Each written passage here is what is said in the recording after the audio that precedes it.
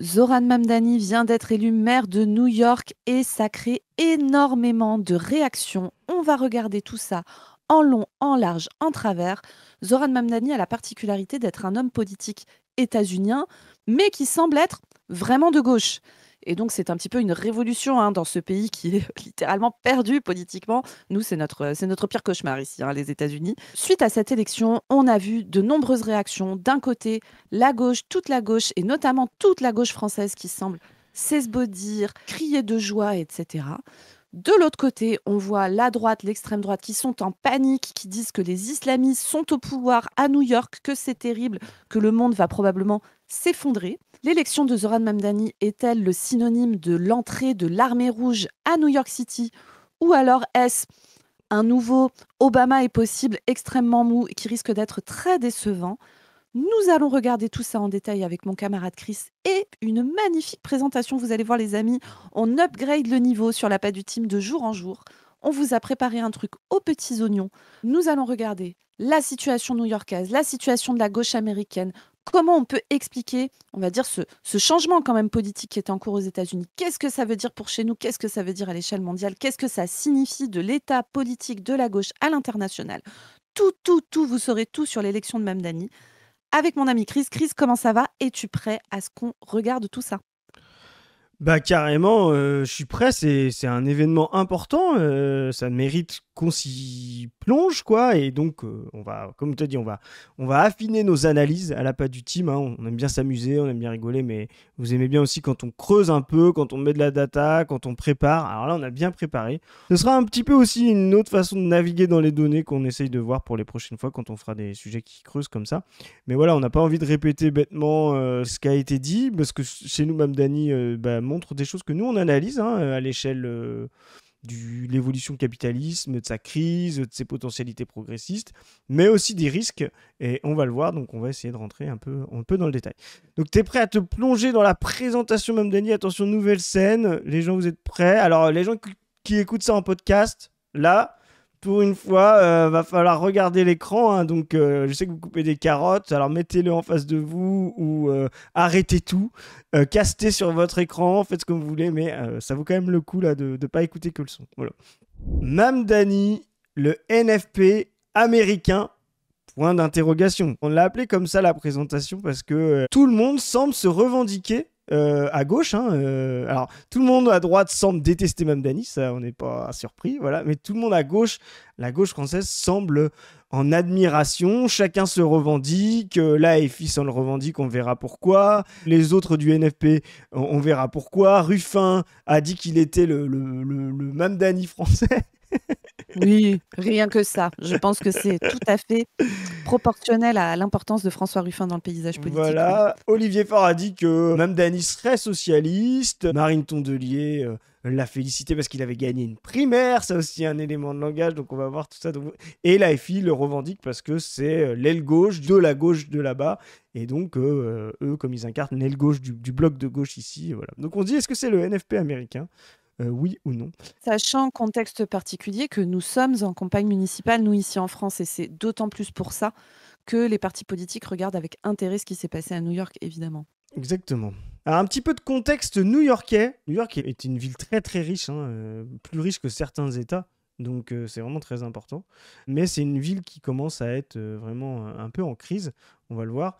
Je vous donne les résultats d'abord de l'élection, on commence par le début. Donc vous voyez, Mamdani a vraiment été élu avec 50% des voix, contre 42% pour Andrew Cuomo. On va voir comment ça s'est voilà, qui était le candidat opposant, qui est le gouverneur de l'État de New York. Il y a la ville de New York, il y a l'État de New York. Et puis Curtis Sliwa, qui était un candidat républicain. Pour info, Trump a soutenu Cuomo. Voilà, c'était l'adversaire principal. On va voir comment ça s'est passé. On voit que les voix se sont divisées quand même. Il n'y a pas eu de front démocrate-républicain anti-Mamdani. Voilà, donc il y a quand même eu un candidat républicain un peu fantoche, ce qui a permis de maximiser le... Voilà. Et on est aussi dans une ville très, très... alors il y a eu Rudy Giuliani qui a été un important maire républicain, mais on est quand même une ville historiquement très démocrate sur New York, quoi. Et on va y revenir pendant toute la présentation, mais New York, c'est vraiment pas représentatif du reste des États-Unis.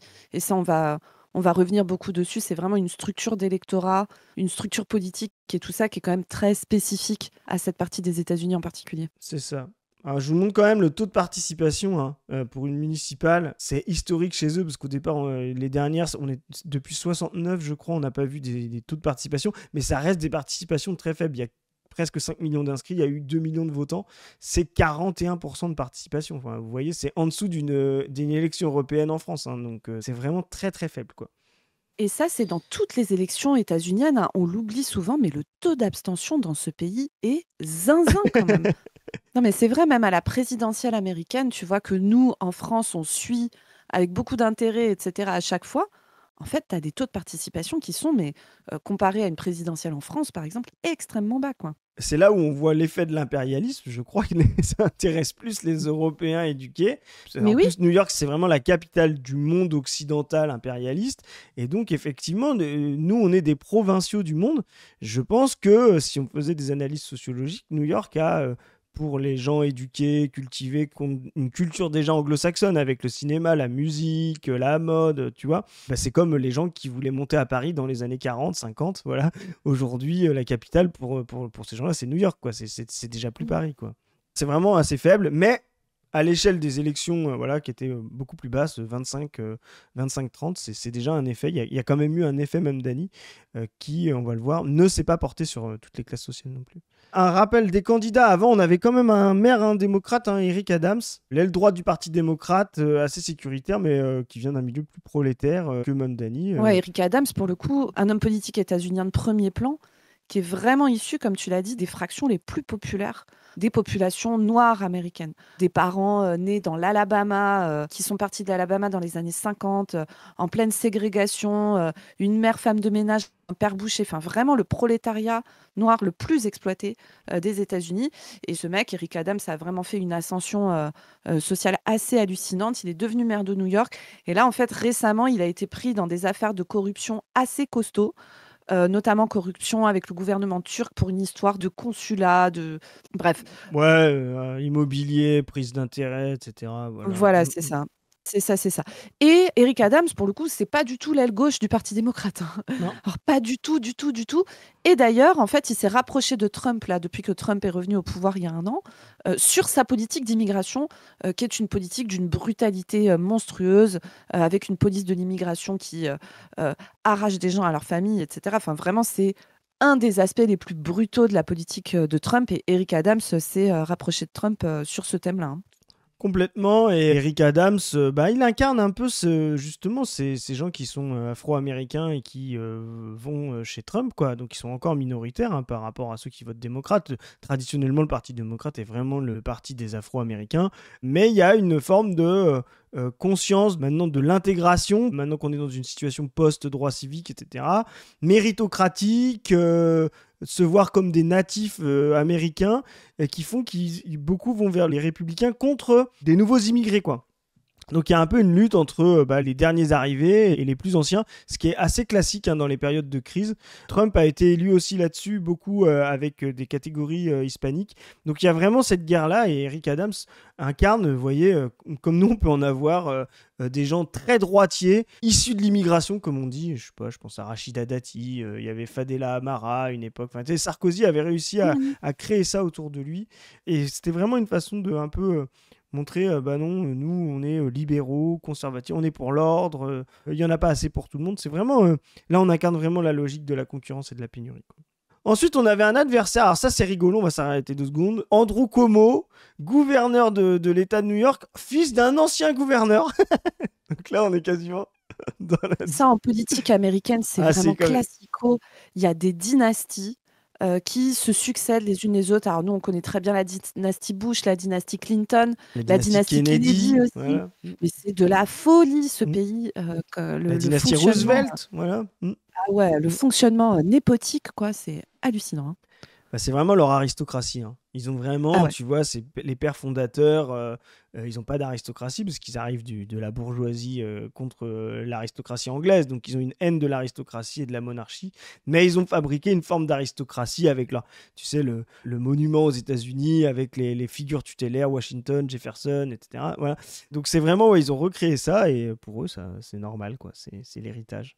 Donc notre Como, il était pareil, il est le droit du Parti démocrate, donc c'est vraiment la même ligne qu'Adams, hein, c'était vraiment dans la continuité. Il a dû démissionner en 2021 pour harcèlement sexuel. Voilà. Classico. Voilà, Mec riche, blanc, de pouvoir, ne pas être un agresseur sexuel, challenge. Hein. Mais bon. c'est ça.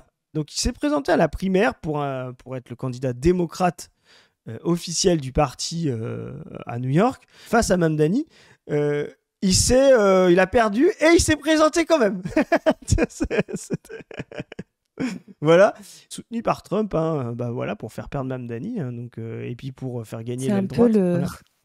c'est un peu le Manuel Valls de New York, en C'est fait. voilà, c'est Manuel Valls, mais encore au-dessus, quoi. Tu vois, Manuel Valls, c'est un type un peu médiocre. C'est une alerte, on en reparlera aussi, mais c'est une alerte de savoir, voilà, que les gens qui nous parlent de primaire, si effectivement Mélenchon gagne une primaire à gauche, avec Glucksmann dedans, si Glucksmann y va quand même ou pas. Je préfère vous laisser la question à vous, de se dire, Glucksmann qui va dire, oui, oui, je me range derrière Mélenchon, la sortie des traités européens, la désobéissance, la mise à distance de l'OTAN, etc.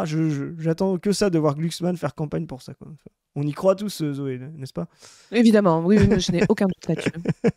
Donc Trump et Musk ont appelé à voter pour lui plutôt que pour Curtis Silva qu'on va mettre là maintenant.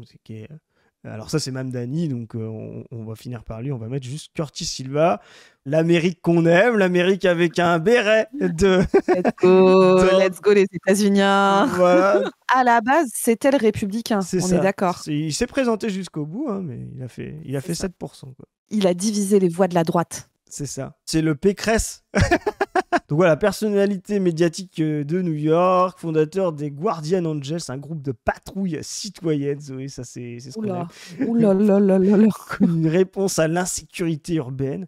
Animateur de radio conservateur, il est connu pour un style provocateur et populiste axé sur l'ordre, la propreté urbaine et la lutte contre la délinquance. Putain, c'est Pascal Pro. Il ne mystifie pas le soutien de Trump qui le considère trop local, pas assez aligné sur sa stratégie nationale. Voilà. Donc Silva, un PB pour Trump, trop foufou a priori. Voilà, je pense que c'est un peu ça l'idée. Voilà, donc Mamdani maintenant, le nouveau maire de New York, celui qui fait rêver toute la gauche internationale et particulièrement la gauche française. Qui est ce gars? Alors, c'est intéressant. Donc, c'est un gars qui sort pas d'un milieu prolo pour le coup. Hein. Sa mère, c'est une réalisatrice. Son père, c'est un professeur d'université. Très Tous les connu. deux d'origine, ouais, tous les deux d'origine indienne. Hein. Son père, c'était professeur d'anthropologie, de sciences politiques, etc. Il est né en Ouganda. Ils ont déménagé en Afrique du Sud. Et puis, il est arrivé aux États-Unis dans son enfance. Je crois qu'il avait 7-8 ans. Il a fait donc une scolarité d'enfants issus de classes aisées, diplômés, etc. Donc il a bien réussi. Et en fait, Mamdani, il est assez jeune. Hein. Il vient d'avoir 34 ans. Il a le même âge que moi. On est de la même année. Et il commence à se présenter à l'Assemblée de l'État de New York. Et là, à ce moment-là, il est soutenu par le DSA, donc les socialistes démocrates d'Amérique. On va dire c'est l'aile gauche du Parti démocrate. Et puis en 2025, il se présente à la primaire pour se présenter à New York. Vous avez compris, face à Cuomo, on vous a expliqué juste avant. Et la particularité, c'est qu'il arrive sur un programme axé conditions concrètes, matérielles, coût de la vie. Et donc, il arrive en parlant des loyers, notamment, et de gel des loyers. Vous allez voir, on va revenir en détail sur la situation du logement à New York, parce qu'en fait, c'est central. Les bus gratuits, créer un réseau d'épicerie municipale, créer un système de garde d'enfants. Bref, vous voyez un peu l'idée. Services publics, accès aux besoins de première nécessité, etc. Ce qui est en fait très nouveau, hein, côté démocrate, d'arriver avec un programme comme ça, qui est un programme de gauche, hein, qui n'est pas non plus... Enfin voilà, c'est pas les chars russes arrivent, alors après c'est une municipale et tout ça, mais qui est quand même un truc radicalement à gauche pour un politique démocrate états-unien. Et en fait, la particularité, c'est que Zoran Mamdani est musulman, c'est un chiite, et il est racisé aussi, comme vous l'avez constaté. Et donc ça a été l'occasion d'être complètement taré de la part de ses opposants, et notamment de Cuomo, hein, qui a vraiment joué dans ce truc-là. et notamment qui lui ont beaucoup reproché son soutien à la Palestine. Alors, il faut savoir que quand il était étudiant, Mamdani, il avait créé des collectifs étudiants militants pour la Palestine, déjà il y a longtemps, hein, avant le 7 octobre, etc. Et donc, il fait l'objet de plein d'attaques islamophobes, hein, clairement, avec par exemple l'ex-maire républicain Giuliani qui le décrit comme, attention les amis, vous n'êtes pas prêts, le croisement d'un extrémiste islamiste et d'un communiste. Alors, je vous rappelle que dans la bouche d'un républicain états-unien, communiste, c'est à peu près aussi infamant que te traiter de Ben Laden. Les deux sont sur le même plan. Et de nazis. Ah ouais, Et pour eux, le socialisme, c'est le nazisme. Hein, faut le savoir. exactement. C'est l'arrivée quand même de l'islamo-gauchisme aux États-Unis, cette Ouais, définition. c'est ça. C'est exactement ça. La notion d'islamo-gauchisme a passé l'Atlantique. Ça y est, incroyable. Est-ce que c'est vraiment le meilleur truc qu'on aurait pu leur envoyer? Je ne suis pas sûre. Mais donc voilà. Et donc on arrive dans ce contexte-là avec ce mec-là qui est élu, maire de New York. On va regarder en détail qu'est-ce qui s'est passé pour que ça soit ce gars qui devienne maire. Sachant que je rappelle, les nombres de musulmans à New York et aux États-Unis en règle générale sont bien plus faibles en proportion de la population que que nos compatriotes musulmans en France, quoi. C'est-à-dire que vraiment pour eux, cette peur de l'islamisme est vraiment, mais encore plus. Elle est déjà ridicule en France, mais elle est encore plus ridicule, là-bas, quoi. À New York, c'est moins de 3% hein, des C'est New-Yorkais ça. qui se déclarent de confession musulmane, sachant qu'il y a beaucoup, beaucoup, beaucoup moins d'athées que chez nous en France, hein, d'athées déclarés. C'est ça. Et donc, on va regarder en détail qu'est-ce que c'est cette ville, New York, face à quel type de problème politique elle fait face actuellement. Et vous allez voir que c'est ça qui explique aussi, en plus du contexte national et international, cette élection qui est, faut le dire, surprenante par rapport à ce qu'on connaissait aux États-Unis jusque-là. Ouais, exactement. Ben, en fait, ce qu'on voit, c'est que c'est une ville encore très riche et très dynamique, hein, qui a des budgets qui sont supérieurs à certains États. Hein, c'est vraiment très, très important. Il faut savoir que c'est une ville qui est enfermée dans un État de New York, hein, avec d'autres villes importantes, mais qui dominent. Mais l'État de New York, dont Cuomo est le patron, est aussi très important. Donc Mamdani n'a pas totalement les rênes, mais a quand même énormément de pouvoir en étant maire de New York. Si on regarde bien, en fait, c'est aussi une ville assez disparate. Donc là, on voit vraiment donc il y a 8,2 millions de personnes dans la population new-yorkaise. Souvent, quand vous entendez parler de New York, vous entendez parler de 15, 20 millions. Voilà, mais ça fait partie des villes qu'il y a autour, en fait. Hein. Donc, vraiment, la ville et le nombre d'habitants sur lequel la politique de Mamdani va avoir des effets, c'est vraiment 8,2 millions. On a des quartiers, effectivement, avec des fois des fortes concentrations de population. Notamment par exemple voilà, des quartiers comme Brooklyn, des quartiers avec beaucoup moins de population. Manhattan, vous avez effectivement un très très très très fort concentration de personnes, mais avec un revenu médian très très important. Là où vous avez d'autres quartiers voilà, beaucoup plus faibles, le Bronx, le Queens et Brooklyn, avec des revenus qui sont plus faibles. Et notamment, là où il y a le plus faible revenu, c'est vraiment dans le Bronx ici. Voilà. Même s'il y a une forme de gentrification. Donc on voit que... Oui, c'est ça, parce que c'est quand même, je veux dire, il y a encore 20-30 ans, la situation était encore plus disparate et encore plus précaire, C'est ça. notamment pour le Bronx. Hein. Donc voilà, grosse disparité entre les quartiers de New York. Et là, regardez, vous allez voir cette courbe-là, qui vous montre l'évolution. Donc vous voyez, vous avez deux courbes, une courbe bleu foncé, qui vous montre l'évolution des loyers. Là, c'est entre 2005 et 2016. Donc, vous voyez, ça augmente progressivement. Ça a pris 25% en 10 ans. Et regardez la courbe bleu clair que vous voyez juste en dessous. Donc ça, c'est la courbe du revenu moyen des ménages new-yorkais. Et donc, vous voyez que jusqu'en 2008, ça monte plus vite que les loyers, et qu'à partir de 2008, ça se crache, et qu'ensuite, ça remonte progressivement, mais bien moins vite, que ça n'arrive pas à rattraper Bien sûr. l'augmentation progressive des loyers. Et donc, si on descend un petit peu, vous allez voir ce graphe-là, qui est assez hallucinant, qui vous montre l'évolution du nombre de sans-abri à New York. Donc ça commence en 1985, vous voyez tout à gauche, et on va jusqu'en 2023, donc très récemment. Et donc là, vous voyez, on suit vraiment l'évolution des différentes crises économiques que les États-Unis ont connues récemment. Vous avez là, entre 2000 et 2005, une première augmentation qui est l'éclatement de la bulle Internet. Ce qui est Ensuite, très la crise de intéressant, 2000. ça, tu fais bien de le préciser parce que New York est une ville très, voilà, où il y a énormément beaucoup de gens qui sont dans le dynamisme économique mondial, c'est-à-dire qui sont attachés aux nouvelles technologies, voilà. Et effectivement, ils subissent des crises quand il y a des crises. Là, on prévoit une crise, par exemple, de l'IA. Qui commence à être une bulle, c'est un très gros risque parce qu'il y a beaucoup de gens qui travaillent là-dedans à New York, beaucoup plus que dans des territoires encore industriels ou dans l'agriculture. Voilà, donc c'est très intéressant que tu le précises. Ouais. Et ensuite, vous voyez, là, on commence à monter, c'est-à-dire qu'à partir de la crise de 2008, le nombre de sans-abri monte, monte, monte, monte, monte. On a un petit décrochage juste au moment du Covid, là, juste post-2020, et là, ça réexplose derrière. Et regardez les niveaux auxquels on est en 2023. Et pour vous dire la légende, donc ce que vous voyez en rouge foncé en bas, ce sont les adultes seuls qui sont sans-abri. Ce que vous voyez en vert, ce sont les adultes qui sont avec leur famille. Et ce que vous voyez en gris, c'est le nombre d'enfants sans-abri à New York. Là, actuellement, on en est à des chiffres, c'est-à-dire 30 000 enfants qui n'ont pas de logement, 30 000 adultes avec leurs enfants qui n'ont pas de logement et 22 000 adultes seuls qui n'ont pas de logement. C'est un véritable délire, cette crise du logement à New York. Et c'était ça, et 100 000, près de 100 000 personnes qui vivent sans logement dans une ville de 8 millions d'habitants, c'est vraiment très important.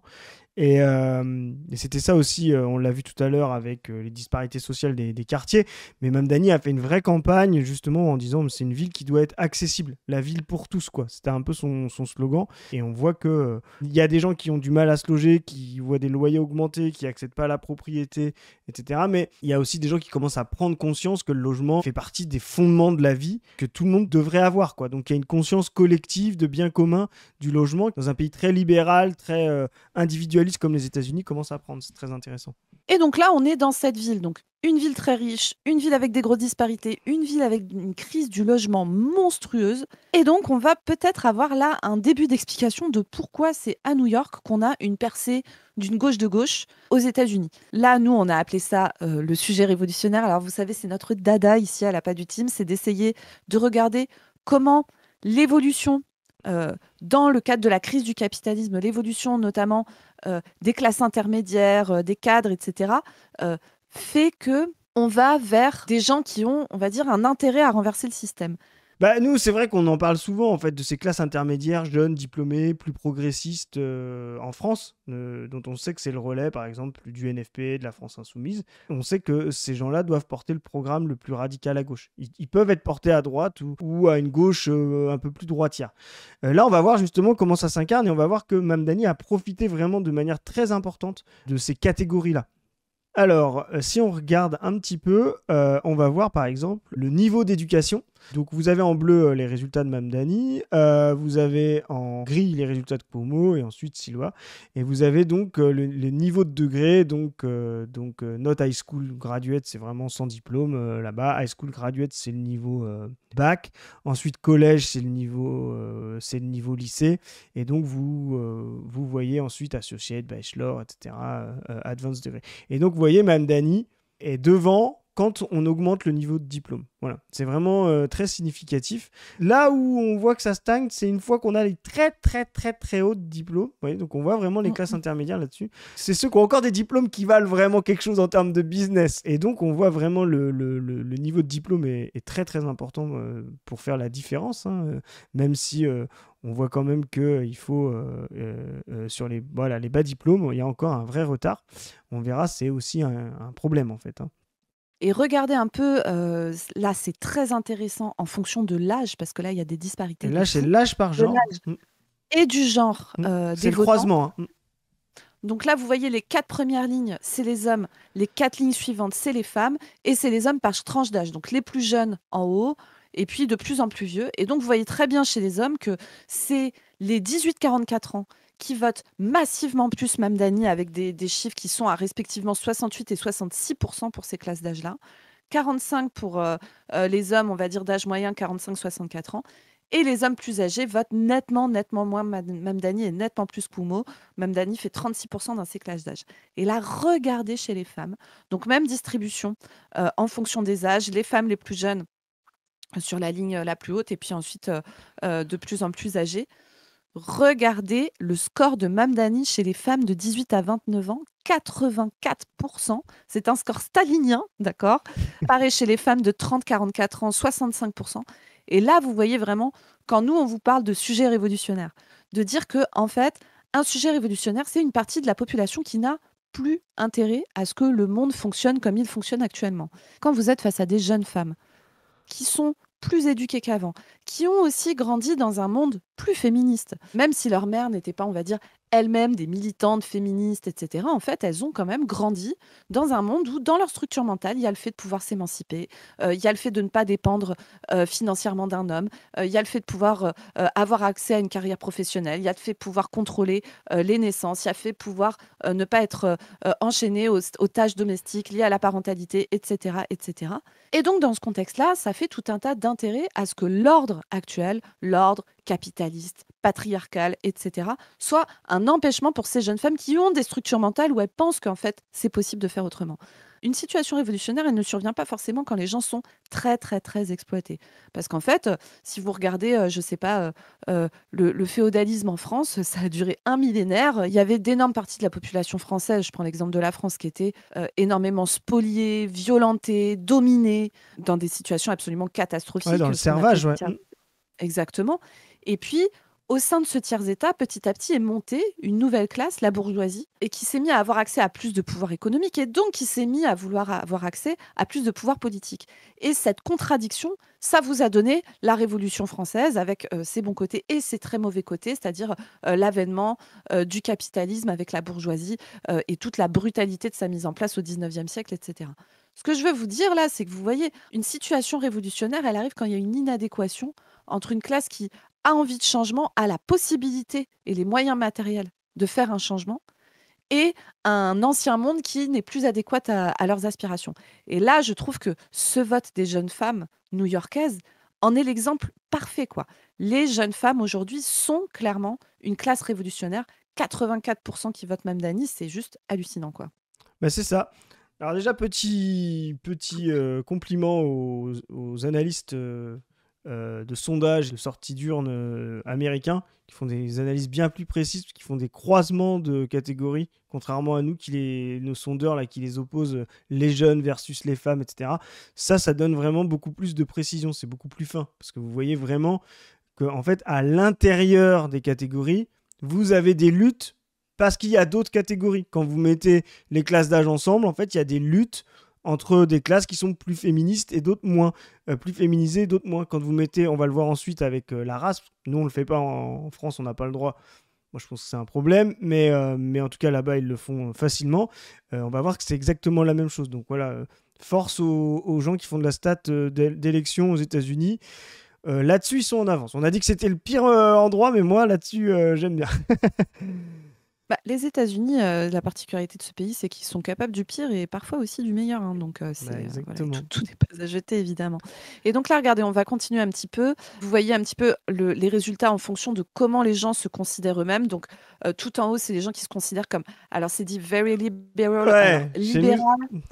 Voilà, libéral aux États-Unis, allez, on va simplifier, on va dire que ça veut dire de gauche. Ça veut dire, en fait, c'est un peu le truc tolérant. Donc en fait, quand vous dites libéral là-bas, c'est tolérant, ça veut dire en fait vous en foutez que quelqu'un n'ait pas la même religion, la même sexualité, etc. C'est vraiment cette vision très moderne, quand on dit moderne au sens du 18e, quoi, du 17e. Liberal, c'est vraiment vous êtes tolérant, vous vous en foutez qu'il n'y ait pas de normes pour tout le monde, quoi. Voilà. Exactement. Et donc, vous voyez, tout en haut, c'est les gens qui se pensent très libéraux, un peu libéraux, modérés, un peu conservateurs et conservateurs. C'est vraiment une opposition entre libéral et conservateur qui est très forte aux États-Unis. Et vous voyez un peu le vote en fonction de comment les gens se considèrent. Et plus les gens dans les gens qui se considèrent très libéraux, ça vote massivement Mamdani. Dans les gens qui se considèrent très conservateurs, ça vote quand même pas mal Cuomo et beaucoup Silois. Voilà, en gros. Donc, ils récupèrent clairement tous les votes progressistes états-uniens. C'est ça. Et ce qui est intéressant, c'est que là, on voit vraiment la macronisation d'une partie du Parti démocrate. On n'est pas surpris avec Biden, Harris, etc. Mais là, on voit les gens qui se sentent modérés, donc un peu, voilà, votent massivement. C'est-à-dire que s'affirmer comme modéré, genre faut des droits, mais bon, tu sais, c'est la phrase de De Gaulle, quoi. Faut pas la pagaille, quoi. Tu vois, c'est vraiment le truc. En fait, ils votent massivement Cuomo, quoi. C'est-à-dire que on a une espèce de moïsation. Si on regarde les votes par ce qu'ils appellent la race, hein, donc voilà, le fait d'être blanc ou non blanc, bon, on voit effectivement que, en fait. Les blancs sont quand même très importants et majoritaires à New York. On voit qu'ils se répartissent. Alors, c'est 46 contre un peu plus parce qu'il y a 2 candidats, mais on a presque 50% des blancs qui votent pour Mamdani. Donc, on voit quand même l'idée même que ce serait un vote, on va le voir à la fin, de délire anti-blanc. Voilà. Non, en fait, on voit justement ce que le sujet révolutionnaire dont parlait Zoé, c'est beaucoup de blancs progressistes, liberal, comme ils disent là-bas, progressistes, tolérants, voilà, éduqués, féminisés, qui vont alimenter le vote de Mamdani. Ce qu'on voit, et c'est pour ça que nous on l'a titré comme ça, là ce qu'on voit pour le coup déjà dans le NFP, quoi. Nous on voit ces masses-là. Plus dans le NFP d'ailleurs, un peu dans Mélenchon, il en a beaucoup. Ils alimentent beaucoup aussi les autres partis de gauche, mais c'est très important effectivement pour le NFP. Et donc, tout dernier graphe sur un peu la structure de l'électorat new-yorkais. Vous voyez là le croisement entre le genre et la race perçue, sociale. Et donc, vous voyez que les Blancs votent un peu moins Mamdani que les Noirs, que les Latinos, que toutes les autres personnes non blanches, avec des femmes blanches qui votent un peu plus Mamdani que des hommes blancs. Et après, on voit que chez les Latinos et chez les personnes noires aussi, en fait, les hommes ont tendance à voter un peu plus Mamdani que les femmes. Et ensuite, vous voyez donc All Others, c'est-à-dire toutes les autres personnes non blanches qui ne sont pas comptées dans les groupes blancs, latinos et noirs, votent massivement Mamdani. Donc là, j'imagine que c'est les populations issues d'Asie, Asie de l'Est, Inde, Pakistan, qui eux votent massivement Mamdani aussi. Ce qui est intéressant, c'est qu'on voit que là, en fait, il faudrait presque refaire un troisième croisement par genre, par race, par âge. Tu vois. Le fait d'avoir faire par genre, par race, vous avez toutes les catégories d'âge à l'intérieur. Et vous avez effectivement probablement, comme tu disais, une surpondération des hommes pour Mamdani par rapport aux femmes. On doit avoir effectivement des femmes âgées, noires ou enfin non blanches, etc., qui votent pas pour Mamdani, qui votent traditionnellement pour Cuomo. Mais c'est aussi ça, hein, il faut savoir que les candidats conservateurs démocrates sont une espèce d'institution qui est en train d'exploser. On va le voir dans les prochaines scènes là aux États-Unis, mais il leur reste encore un certain électorat. Hein. Donc on voit que Cuomo a quand même réussi à faire 42% malgré ses traîtrises, malgré le fait qu'il soit soutenu par Trump, ou peut-être parce qu'il a été soutenu par Trump.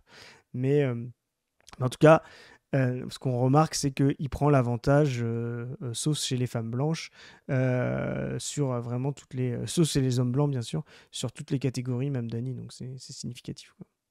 Ouais. Et là, on va aller voir un peu du côté classe. Et en fait, on va voir que le vote Mamdani, c'est vraiment un vote classe intermédiaire. Et c'est pas tellement un vote de classe populaire.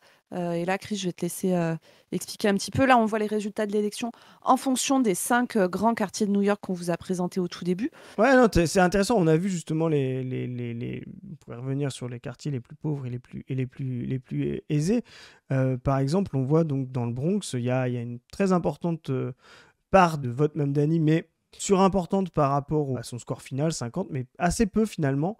Donc on voit vraiment que dans ces quartiers très populaires, on fait la moyenne, quoi. On est un peu la moyenne des plus. On voit que Mamdani, par exemple, a fait plus à Manhattan, qui est très très riche, que dans le Bronx. Hein. On voit qu'il a fait beaucoup à Brooklyn, là, qui est vraiment l'espace des classes intermédiaires. Dans Staten Island, là, il a été vraiment balayé. Si on regarde un petit peu plus en détail, alors on va revenir après là-dessus. Mais vous voyez, si on prend les revenus, on voit vraiment le très très bas vote plutôt Cuomo et Silwa. Il fait que 41% Mamdani. Il vote pour le bloc de droite. Ça, c'est très intéressant. Quand on commence à être sur les intermédiaires, donc on a une structure là un peu particulière, mais qui était le vote aussi de Trump, qui était le vote de Hillary Clinton, voilà, où on a des très très riches qui rejoignent des catégories très très pauvres. Pourquoi ? Parce qu'en fait, c'est un sujet dont on a parlé avec plus ou moins de polémique, mais c'est des classes en fait très libéralisées. C'est des classes en fait qui ne peuvent compter que sur elles-mêmes, qui vont faire des petits boulots par-ci par-là, qui vont être des petits indépendants, des petits autonomes et qui ne se reflètent pas dans les projections de salariat stable, collectif, de contrats longue durée, voilà. Et donc, qui vont avoir un rapport et surtout aux États-Unis, un rapport aux revenus de manière extrêmement concurrentielle, individualiste, que ce soit pour des très très forts revenus ou des très très très petits revenus. Voilà. Et donc, ça alimente l'espace blanc, très prolétarisé, très individualisé, très auto-entrepreneur du vote conservateur aux États-Unis, que ce soit la Cuomo ou que ce soit Trump en général. Et donc ça confirme ce que tu disais, il suffit pas d'être extrêmement précarisé pour pouvoir être révolutionnaire, c'est même souvent l'inverse, quoi. Donc ça, c'est vraiment une structure particulière aux États-Unis. On a parlé des livres de Thomas Frank, pourquoi les pauvres votent à droite, pourquoi les riches votent à gauche. En fait, on retrouve vraiment ça. Ce qui est significatif avec Mamdani, c'est qu'en fait, on n'est plus, et là c'est la moïsation des États-Unis, on n'est plus sur une gauche qui a abandonné les classes prolétaires, parce que là, clairement, on voit un programme de Mamdani qui effectivement s'adresse aux classes prolétaires. C'est vraiment important à noter. Donc vous l'avez vu, un vote de classe intermédiaire, un vote de classe diplômée, un vote de jeunes et de femmes, en gros, et plutôt non blanc que blanc, bien qu'il y ait beaucoup de population blanche qui vote pour Mamdani. Et là, on va aller, les amis, sur la question du logement à New York. On en a parlé vite fait juste avant, mais parce qu'en fait, c'est absolument central. Parce que même si New York a une population globalement plutôt riche, etc. Comme vous l'avez vu, on l'avait vu juste avant, les loyers ont augmenté plus vite que les revenus des New-Yorkais ont augmenté. Et donc, c'est une question centrale dans les questions de New York. Là, vous voyez, on va aller sur un premier graphe qui va montrer en fonction des différents quartiers. Si, donc, en bleu, vous avez les logements avec des loyers non régulés, en rouge, des loyers régulés, en jaune, des logements sociaux et en vert, des propriétaires. Donc, vous voyez, entre le Bronx, qui a peu de propriétaires, beaucoup de loyers régulés ou de logements sociaux, un peu moins, et Staten Island, où on voit énormément de propriétaires, et puis ensuite, entre Brooklyn, Manhattan et le Queens, on va dire, c'est à peu près similaire, bien que le Queens, c'est un petit peu plus de propriétaires. Donc, vous voyez qu'il y a quand même une sacrée disparité entre les quartiers de New York. Et c'est intéressant parce que là, on voit justement Staten Island, qui était le quartier qui vote le moins Mamdani. On voit vraiment que c'est un vote de propriétaire contre lui, quoi. Ouais. C'est-à-dire, c'est vraiment un vote il n'y a pas de locataires. Et donc, le programme, effectivement, de Mamdani qui pèse sur les locations et faire que leur loyer ne pèse pas trop, on va le voir dans le graphe ensuite. Mais en fait, il n'y a pas une redistribution de la propriété immobilière. Voilà, ça, on n'est pas encore à ce niveau de radicalité que prône Dr Zoé, par exemple. Et donc, on voit qu'effectivement, Staten Island ne vote pas pour Mamdani parce qu'ils ne sont absolument pas concernés par son plan et sa politique et qui se sentent très propriétaires et très éloignés de Mamdani, quoi. Donc là, on a vraiment quelque chose de très matérialiste, quoi. Ouais, exactement. Et là, tu le vois sur le graphe qui est juste à côté, c'est-à-dire est-ce qu'on vote Mamdani ou Cuomo en fonction de si on est locataire et propriétaire. Et regardez la barre du haut, c'est les propriétaires. Il y a 38% Mamdani, 53% Cuomo. Et regardez chez les locataires, c'est quasiment inversé, 59% Mamdani, 34% Cuomo. C'est-à-dire que c'est un gradient extrêmement fort en fonction de si vous êtes propriétaire ou pas. Et si vous regardez quand même le graphe juste en dessous pour vous donner une idée. Là, le graphe jusqu'en dessous, c'est en fonction du niveau de votre revenu pour un New-Yorkais, ça c'est sur les données de 2022, en fonction de votre revenu, comment le loyer va peser sur votre budget. Et donc en bleu, c'est les gens pour qui le loyer devient absolument ingérable dans la part du budget.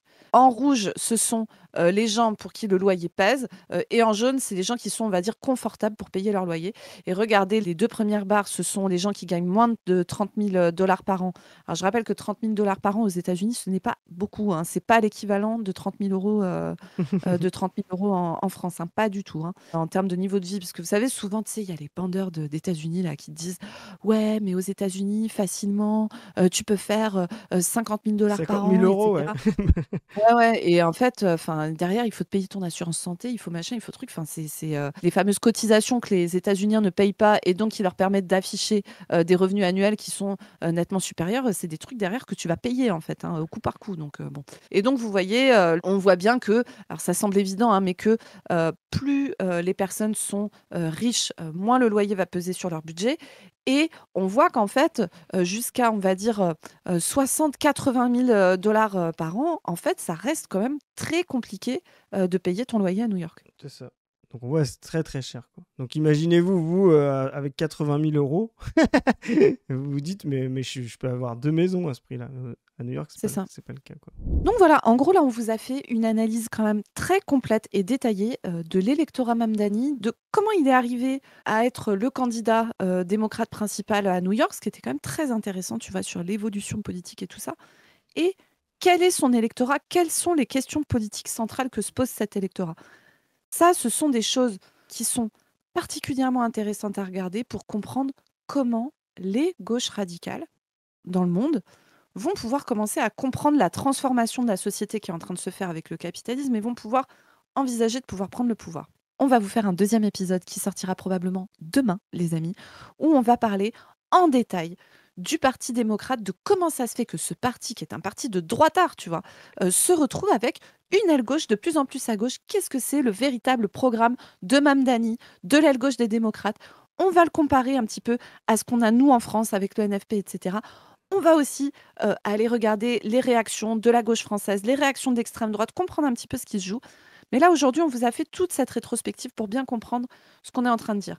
Mamdani, il monte aussi sur le sujet révolutionnaire récent, plus féminisé, plus diplômé, qui se retrouve dans des difficultés de conditions concrètes matérielles, malgré le fait que, normalement, il aurait dû accéder à des conditions de vie plus simples, plus confortables, etc., avec notamment le problème central du logement dont on vient de vous parler. C'est aussi un sujet qui essaye de penser une société post-raciale organisée là-dessus. Donc, qui a besoin effectivement de répartition des ressources plus égalitaire, parce que c'est le seul moyen de faire disparaître l'ordre racial, c'est justement de pouvoir donner un peu de tout à tous, quoi. Voilà. Exactement. Et avec cette espèce de limite qu'on voit où, en fait, cette aile démocrate a du mal à aller chercher dans les classes très populaires des États-Unis. Et cette structure, encore une fois, très particulière de New York, qui n'est pas du tout représentative du reste des États-Unis. Et donc, voilà, il ne faut pas aller se raconter que c'est gagné aux États-Unis, il va y avoir une gauche, que Mamdani, c'est sûr qu'au pouvoir, il va rester sur la ligne qu'il avait pendant la campagne, qu'il y a une gauche radicale qui va prendre le pouvoir aux États-Unis. Tranquille. Alors nous, vous savez, on n'est pas team Doom, gna gna gna, machin. Nous, on a envie de regarder objectivement les choses pour que chacun puisse agir en conséquence politiquement pour faire advenir, nous, un jour, le grand régime communiste mondial, n'est-ce pas? C'est ça notre but, hein, n'est-ce pas, Chris? Exactement. C'est ni plus ni moins, c'est bien résumé. Premier degré, c'est ça, à notre humble échelle, évidemment. Sur ce, on va vous laisser pour cette première partie et on va vous retrouver demain pour une deuxième partie. Mais attendez, avant de partir, j'ai des trucs à vous dire, les amis, très importants. La revue de notre asso, Position Revue, meilleure revue marxiste francophone actuelle, j'ai envie de dire. C'est sûr, qui est en libre accès, voilà. en libre accès, avec des articles d'une qualité de zinzin, avec plein de choses. La revue Position Revue va faire peau neuve, les amis. On a plein d'énormes projets pour cette revue. On veut faire une refonte complète du site.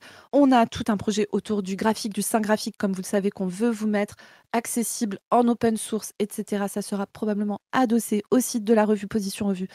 On est en train de travailler sur un événement qui va avoir lieu courant 2026 et qui va être assez incroyable. On ne peut pas vous en dire beaucoup pour l'instant, mais vraiment, on vous mijote un truc, les amis, mais vous allez voir, ça va être trop, trop, trop, trop Vous bien. n'êtes pas prêts, moi, je Et dis. ah non, personne n'est prêt. Nous non plus, nous ne sommes pas prêts, on vous le C'est dit. ça. Et en plus de ça, on a aussi un projet de faire des podcasts à partir des chroniques de l'exploitation. Comme vous savez, les chroniques de l'exploitation, ce sont ces chroniques que vous faites et que vous nous envoyez, où vous parlez de votre expérience de travail. On en a déjà publié plein, ça marche super bien. On a vraiment recueilli des témoignages qui étaient absolument incroyables. Donc vous pouvez continuer à nous envoyer vos chroniques de l'exploitation. Mais on a vraiment pour projet de les transformer et de les faire sous format podcast. C'est des choses on a envie de faire comme d'habitude. On a envie de prendre du temps pour faire les choses et de les faire vraiment de bonne qualité pour tous ces projets et bien plus encore dont on ne peut pas encore vous parler. On lance un financement participatif spécifique sur la revue Position Revue. Vous allez le retrouver sur Tipeee. On va vous mettre le lien en barre de description. On remercie vraiment d'avance toutes les personnes qui vont pouvoir participer à ce projet, sein graphique, podcast, refonte du site, etc., événements, etc., etc. Merci beaucoup à tous ceux qui vont nous aider. On a des projets de zinzin, on a trop envie de pouvoir vous en parler plus. Il nous faut un petit peu de temps pour pouvoir le faire. Et on a aussi besoin de financement pour tout ça, donc merci à tous ceux qui vont donner. Vous pouvez également, comme d'habitude, soutenir toute l'asso via notre Tipeee que vous trouverez en barre de description. Donc là, je vous ai beaucoup parlé de la revue Position Revue, qui est vraiment la fondation fondation de notre asso, c'est de là que tout est parti. C'est un petit peu l'ancêtre de la brèche. Et là, je vais vous parler du dernier né, la chaîne On ne veut plus sur YouTube, comme vous le savez. Cette chaîne sur laquelle on publie des entretiens. Et là, récemment est sorti un entretien avec William Roger de l'URC, l'Union pour la reconstruction communiste, qui vient nous parler de la marche pour la paix qui aura lieu le 11 novembre à Paris à 14h, gare Port-Royal, pour aller vers le ministère des Armées. C'est une marche qui regroupe beaucoup. Il y a des dizaines et des dizaines d'organisations signataires, dont notre asso La Brèche.